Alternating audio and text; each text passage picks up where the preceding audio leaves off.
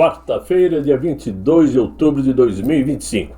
Sejam todos muito bem-vindos, meus amigos, a mais um vídeo do canal Terra Brasilis News. Estamos de volta aqui para conversarmos mais um pouco, trazendo notícias que eu tenho, pelo menos até agora, 15 horas e 5 minutos. E às vezes somos obrigados a gravar bem cedo por conta de outros compromissos, evidentemente, né? Mas olha só, temos muitas coisas para conversar e eu quero dizer que o vídeo vai até ser um pouco longo, porque as coisas precisam ser muito bem colocadas, muito bem explicadas. Vamos falar como que as decisões de Luiz Fux ontem podem determinar uma mudança de rumo desse julgamento que ainda não acabou, né? Ainda não acabou. E vamos falar de alguns traíras que não demoram, mas acabam deixando rastro, né? E claro, eu quero começar dizendo o seguinte: infelizmente, quando dizem que existem fake news da direita, nós somos obrigados a admitir que a direita marca muita bobeira, muita bobeira. Recentemente, o próprio Pavinato, em seu programa lá no YouTube, divulgou uma informação que não é verídica, não é verdadeira, dizendo que o ministro Luiz Barroso ia perder sua casa lá nos Estados Unidos, a casa ia a leilão, né? E que é o que acontece com quem recebe a lei Magnitsky. Bom, primeira coisa, Luiz Barroso não recebeu a Magnitsky. Acredito que todo mundo praticamente sabe disso, menos o Pavinato. O Barroso só foi atingido pela perda de visto.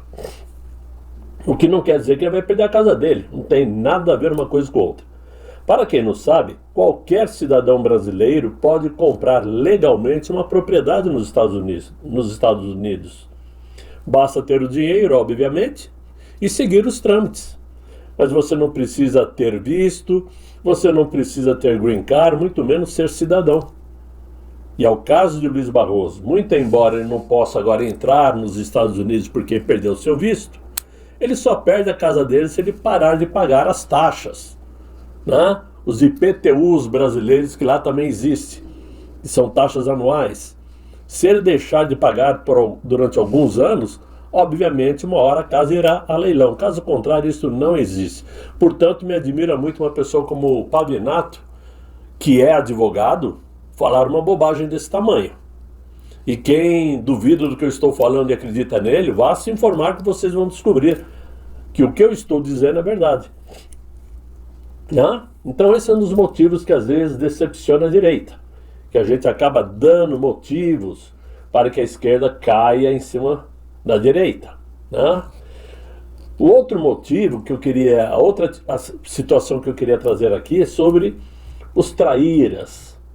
Tem alguns que realmente nos decepcionam e muito.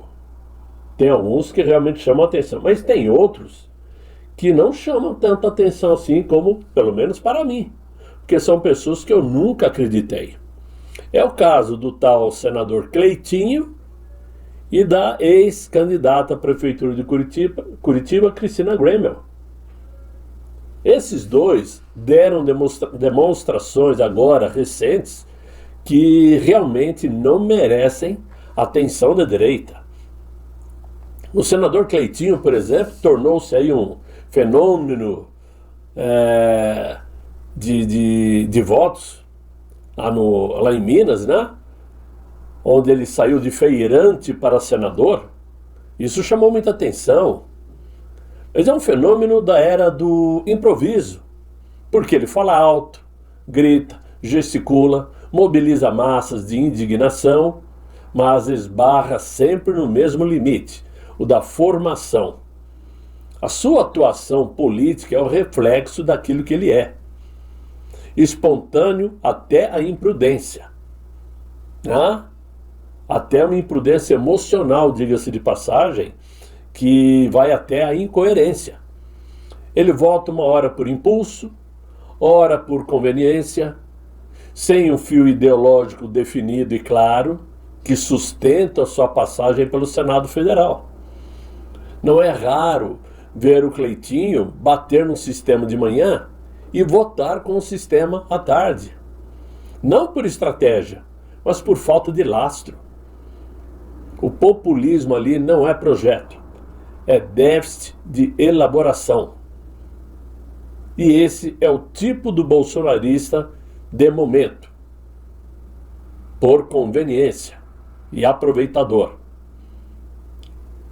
Anteontem, ele falou que não votaria em Eduardo Bolsonaro, por exemplo. Declarou, não é porque eu votei no Jair que eu voto em quem ele mandar. Então isso mostra quem é Cleitinho. E a dona Cristina Grêmio, por sua vez, né, tenta agora praticar um revisionismo de imagem. Depois de ter surfado aí eleitoralmente na onda de votos dos bolsonaristas, né, agora declara em público que nunca se colocou como bolsonarista. Como que se o passado fosse uma narrativa editável. É a velha tática do político que usa uma base enquanto serve e depois a abandona, principalmente quando se alia a Sérgio Moro, né? E ela cobra coerência que ela não tem. Ela quer a força eleitoral do bolsonarismo, mas sem pagar o preço simbólico de assumir uma posição. E ao fazer isto, entrega o pior dos mundos, um oportunismo sem coragem.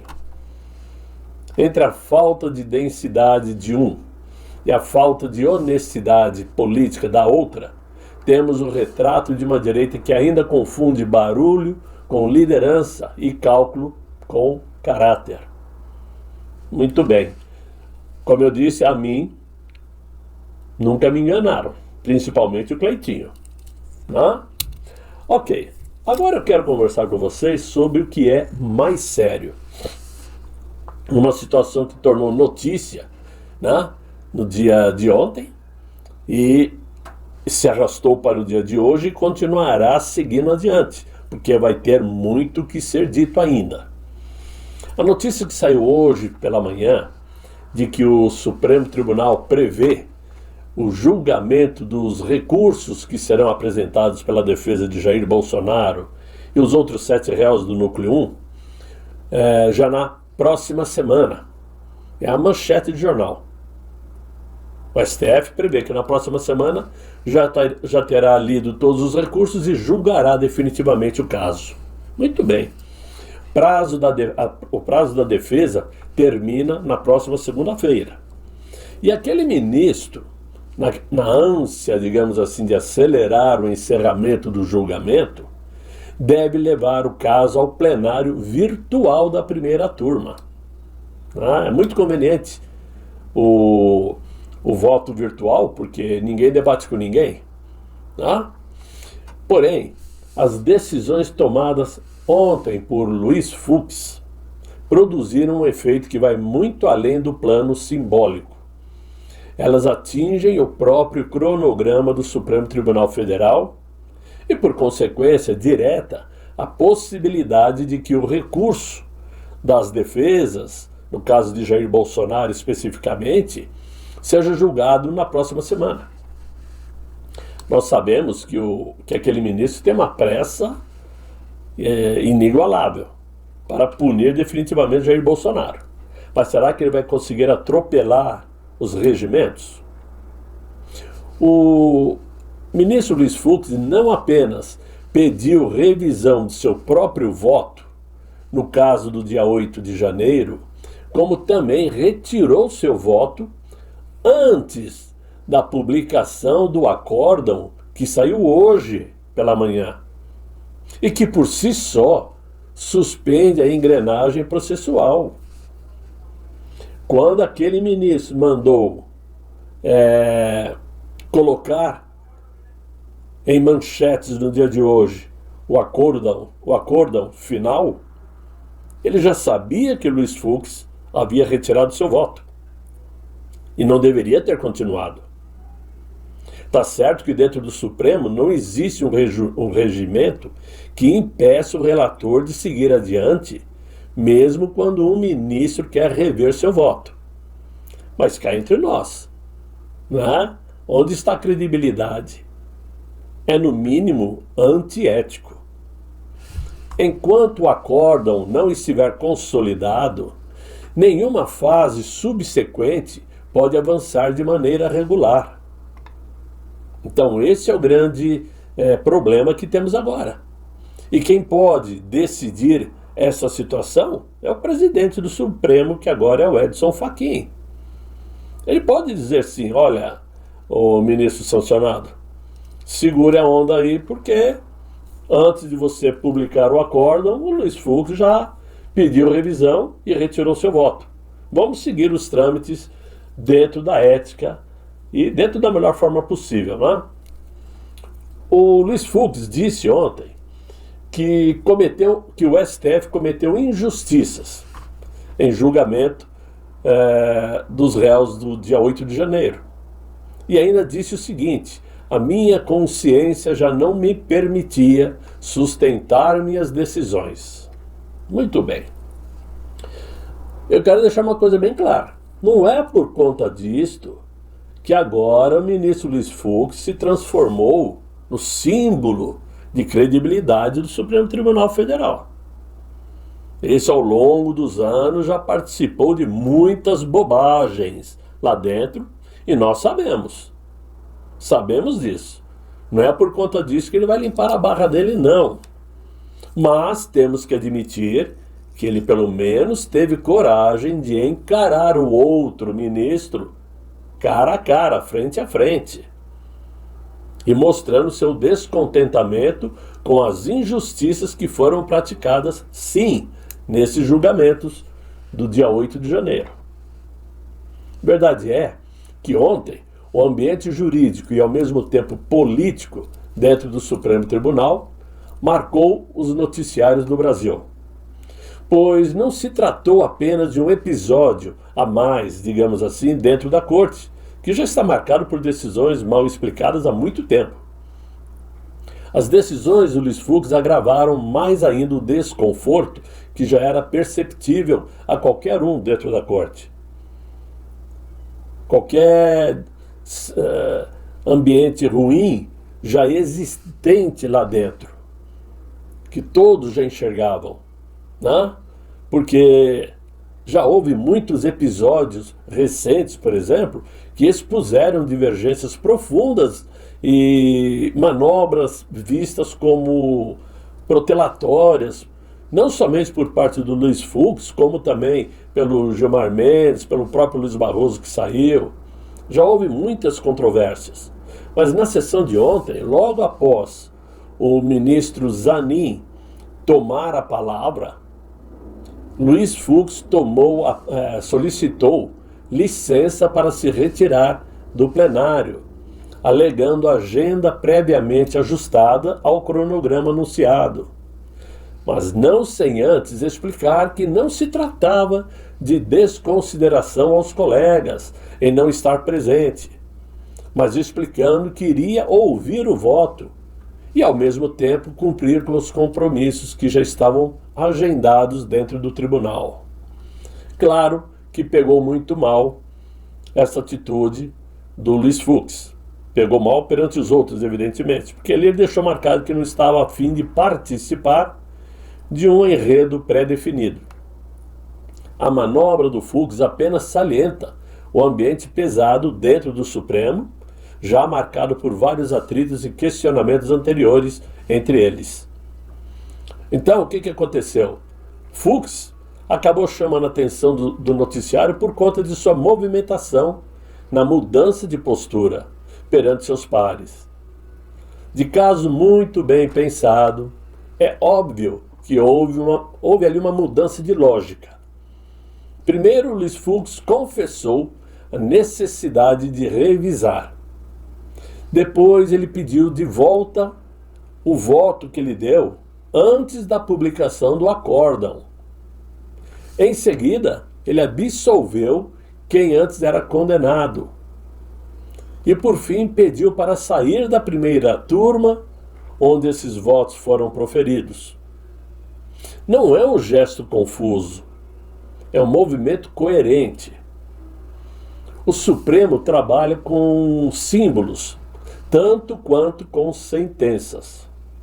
Ao atravessar a porta que separa a turma 1 da turma 2, Fux não troca apenas de sala, mas troca de posição na história do próprio julgamento.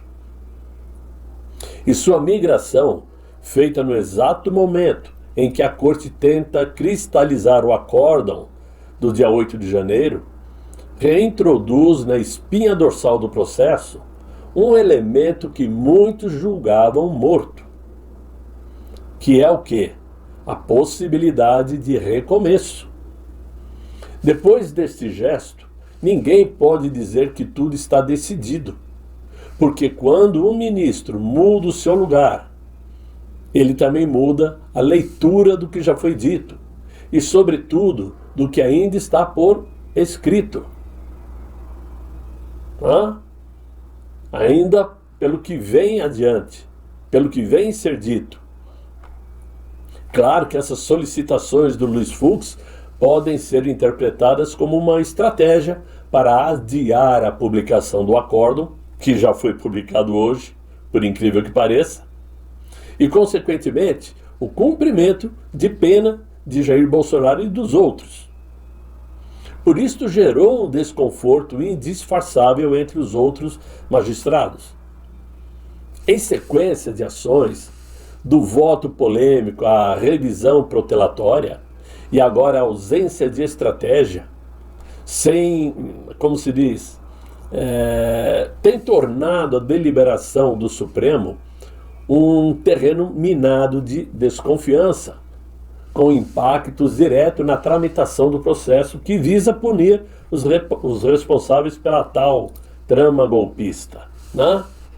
E que dizem eles que quase colapsou a democracia do Brasil. Só não aconteceu porque o táxi não chegou, né? Fato é que o ministro Luiz Fux surpreendeu o meio jurídico ao reconhecer publicamente que os votos que proferiu nos julgamentos dos réus que foram relacionados nos atos do dia 8 de janeiro merecem sim uma revisão. Não se tratou de uma formulação genérica. Ele diz com todas as letras que corrigir injustiças é dever do juiz e que rever um voto, em certos casos, é uma forma legítima de humanidade judicial. Essa admissão foi acompanhada de um gesto processual concreto. O Luiz Fux solicitou oficialmente que o voto que já havia sido liberado para a redação do acórdão fosse devolvido antes da publicação final do acórdão, sob o argumento de que precisava fazer ajustes, ainda que sob a aparência técnica de correções de redação e gramática. Mas os movimentos não aconteceram no vácuo. Em um dos núcleos do processo, o chamado núcleo 4, desta investigação sem pé nem cabeça, né?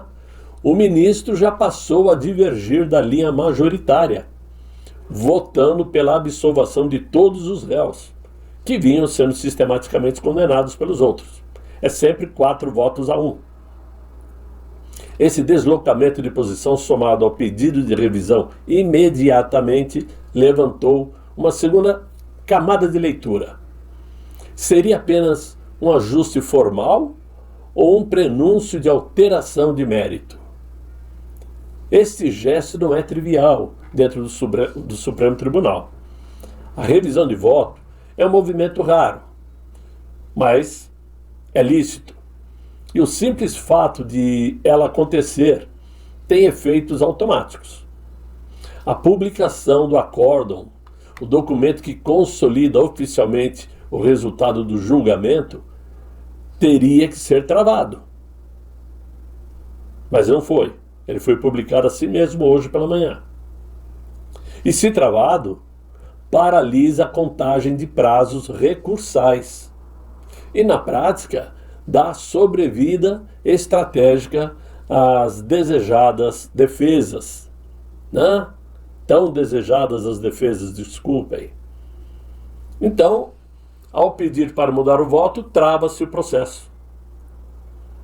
E aí não tem início dos 5 dias que o outro ministro decretou para que as defesas apresentassem recursos, enquanto Luiz Fux não devolvesse seu voto. O ato abre margens para novos questionamentos e embargos, com potencial para reconfigurar linhas argumentativas futuras. Ainda existe um efeito de outra natureza institucional, porque ao admitir que possa ter havido urgência no calor dos fatos e pressão social inflando aí a lente do julgamento, Luiz Fux toca no nervo mais sensível do Supremo, que é a aparência de estabilidade e racionalidade fria. Ou seja, não existe. Tudo é feito na base da emoção. Não é de forma fria, baseada somente na lei. Quando o ministro admite que o tribunal tomou decisões num contexto emocionalmente contaminado, a consequência não é apenas jurídica, ela é simbólica e reabre uma percepção de que julgamentos grandiosos foram feitos sob clima político e não apenas sob técnica. E nós já vimos isso no caso do Mensalão, no caso do Petrolão e tantos outros casos. Mas com isto, fica claro que a comoção pública entrou no recinto do julgamento. Claro, com a imprensa deitando e rolando, criando narrativas, enfeitiçando as ideias das pessoas contra Jair Bolsonaro, é evidente que a comoção tomou conta. Mas no pano de fundo estão aí os processos ligados ao dia 8 de janeiro. Nos votos originais, o Fux acompanhou a linha punitiva, mas agora admite que o contexto de urgência, o simbolismo e pressão pode ter afetado a nitidez dos fundamentos. E aí ele disse: assim, um gesto que nasce como correção gramatical passa a ser um marcador histórico. E ele, obviamente, suspende o andamento processual, reorganiza o poder argumentativo das defesas e, sobretudo, perfura a narrativa de irreversibilidade do julgamento. Depois de uma admissão dessa natureza, a discussão volta a respirar. E um julgamento que parecia selado volta a ser, de novo, um campo aberto. Claro, a partir do momento que hoje pela manhã aquele ministro lançou o acórdão oficial ao público, tudo indica que nada voltará atrás. Mas e o peso das ações tomadas pelo Luiz Fux perante a sociedade? Será que o Supremo vai preferir aguentar receber críticas e a fama de estar fazendo um julgamento político para proteger o outro ministro? Ou agirá conforme a decisão fria da lei e mandar parar tudo, até que o ministro reveja seu voto e faça as considerações que precisam ser feitas? Porque com isto, obviamente, esse andamento acelerado que aquele ministro quer dar para decretar oficialmente a prisão de Jair Bolsonaro seja estendida para 2026. Essa é a ideia do Luiz Fux. Eu vou barrar, assim essas decisões ficarão para 2026. E como lá na frente haverá um pleito eleitoral, claro que uma decisão jurídica nesse nível vai sim interferir no andamento político da nação. E vai interferir nos pleitos, obviamente, de outubro. Quando um ministro do Supremo pede revisão de um voto já proferido, em um dos julgamentos mais carregados de simbolismo político da história recente, ainda que sem dizê-lo explicitamente, o freio de arrumação de um julgamento que vinha sendo tratado como um capítulo encerrado volta a ter vida. O simples gesto de revisão impede a publicação do acórdão, ou deveria impedir, porque essa publicação é a peça final que fecha oficialmente a fase de julgamento e abre a contagem dos prazos recursais, que o ministro já deu prazo de 5 dias para os recursos. E que serão recursos facilmente derrubados pela primeira turma. É claro que eles não vão dar atenção para isso, né? Agora, enquanto o acórdão não termina, o tempo jurídico fica suspenso. Nenhuma defesa correria o prazo para apresentar recurso se o acórdão estiver suspenso. O plano prático seria o processo ficar congelado. Esta foi a ideia do Fux. Mas o congelamento de tempo processual é apenas o primeiro efeito visível. Existe um outro ponto a ser levado em consideração e que é mais profundo. O gesto de revisão do voto altera a relação de forças entre a acusação e a defesa. Porque ao admitir que o voto já lançado pode ter sido precipitado, imperfeito ou contaminado por contexto emocional, o ministro oferece para as defesas não apenas um argumento, mas um novo enquadramento lógico. Se um magistrado da corte reconhece a necessidade de reexaminar fundamentos, como então sustentar que o julgamento esteve blindado contra a comoção, a pressão política e o clamor social, isso evidentemente tem um peso muito diferente nas decisões. Esse gesto legitima embargos futuros, não que vá acontecer, mas incentiva pedidos de extensão e reabertura de teses, o que fortalece discursos de revisão e, acima de tudo, devolve a densidade retórica a uma narrativa que estava engessada pelo caráter definitivo de um julgamento simbólico. Então, o resultado prático disto pode ser apenas a extensão de tempo da concretização desse julgamento, podendo, inclusive, ser estendido para 2026, o que aquele ministro não quer. Mas ao tocar na base do julgamento mais emblemático desta corte, o pedido de Fux devolve ao processo aquilo que se acreditava estar sepultado, o elemento da dúvida. E dúvida num tribunal supremo é dinamite pura. Não importa se no final o texto revisado vai alterar ou não uma vírgula, uma crase, né? Ou os fundamentos. O que importa é que a ruptura já aconteceu no plano mais importante da confiança. Já está claro. Agora, essa mudança do Fux saindo da primeira turma para a segunda turma, evidentemente é porque na segunda turma ele irá compor um grupo que já está o Cássio Nunes Marques, o André Mendonça, o Gilmar Mendes e o Edson Fachin. Né? E ele vai entrar no lugar de quem? Do Barroso, que saiu. Então ele terá na segunda turma uma maioria supostamente ligada com a direita, o que daria um equilíbrio. A primeira turma totalmente ligada com a esquerda e a segunda turma com a direita. Se o presidente do tribunal, Edson Fachin, presidente do Supremo, vai aceitar o pedido do Fux, nós não sabemos. Mas se ele negar, ficará caracterizado que a Suprema Corte é sim tendenciosa para a esquerda. Nós sabemos que é, mas será oficialmente marcada por isto, porque não é incomum pedir mudança de turma. Já aconteceu antes. E não tem o porquê o Edson Fachin negar. Né?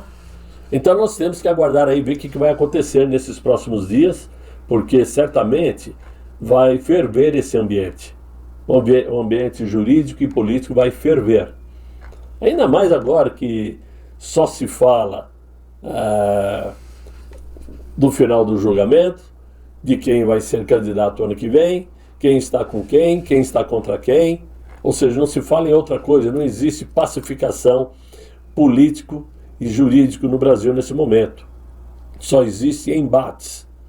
E nós vamos saber aí quem é que vence esse braço de ferro. Muito embora não podemos nos esquecer da influência que pode ter as intervenções americanas, né?